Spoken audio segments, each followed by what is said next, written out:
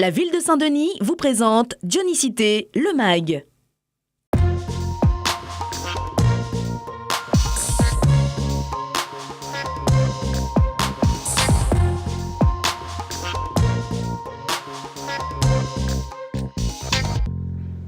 Activités périscolaires, petite enfance, bourse de voyage ou encore Institut municipal des langues, tous les dispositifs mis en place par la ville de Saint-Denis pour l'éducation des jeunes dionysiens étaient représentés au Salon de l'éducation. L'éducation, c'est la priorité de notre projet municipal. Et donc nous mettons en œuvre tous les outils nécessaires pour la réussite scolaire des élèves et l'épanouissement des jeunes.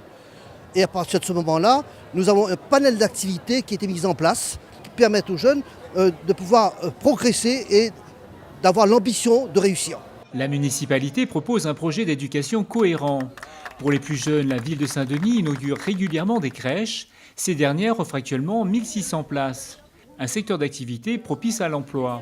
C'est une source d'emploi potentiel et puis nous avons la chance ici d'avoir un certain nombre de partenaires tels que vous avez l'IRTS, vous avez le CNFPT qui peut orienter les jeunes sur les concours, les formations, etc.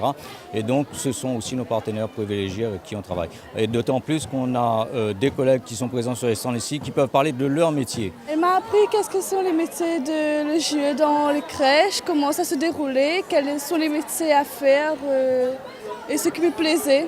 Pour être auxiliaire P-Culture, il faut passer de plusieurs étapes de concours. Dans les écoles primaires, les activités périscolaires complètent le programme initial depuis la réforme des rythmes scolaires. Pendant les pauses méridiennes ou après 15 heures, des jeux pédagogiques, sportifs et bien d'autres activités sont proposées aux enfants pour leur épanouissement intellectuel et physique. Depuis 2014, 30 activités sont proposées et 80 animateurs ont été recrutés. Les médiabus se déplacent aussi dans les quartiers et offrent aux jeunes une bibliothèque ambulante et un accès gratuit à Internet. Aussi, 70% des écoliers profitent actuellement de la cantine gratuite, grâce à une gestion plus rationnelle de la production des repas et notamment grâce à la lutte contre le gaspillage alimentaire. En 2020, 100% des enfants accéderont à la gratuité. La ville veille également à la qualité de l'alimentation avec le conseil de nutritionnistes, car un enfant bien nourri apprendra mieux à l'école. Pouvoir se déplacer sur le chef-lieu, c'est aussi important, afin d'accéder aux activités sportives et culturelles ou tout simplement pour créer des liens sociaux. Depuis un an, la ville de Saint-Denis offre le bus gratuit pour les 13 à 18 ans. Les adolescents et les étudiants peuvent aussi s'ouvrir d'autres horizons grâce à la bourse de voyage. Depuis 2015, plus de 300 jeunes en ont bénéficié, un moyen d'enrichissement personnel pour certains. La bourse de voyage m'a permis de découvrir une autre culture qui est la culture chinoise. J'y ai appris aussi à approfondir la langue.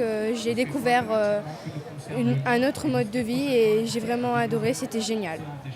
La bourse de voyage contribue aussi à l'insertion professionnelle, une opportunité pour suivre une formation ou rechercher un emploi hors du département pour les moins jeunes. Enfin, l'Institut municipal des langues enseigne les langues étrangères. Il permet dès le tout jeune âge de s'ouvrir à d'autres cultures.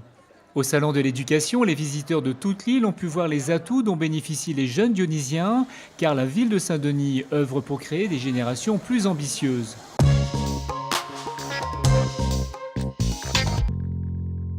Vendredi 9 décembre, retrouvez exceptionnellement en raison des pluies de samedi dernier toutes les animations du dernier marché de nuit de l'année sur le thème de Noël. La municipalité propose aux enfants d'aider le Père Noël dans sa distribution de cadeaux en faisant don de leurs jouets s'ils sont en bon état.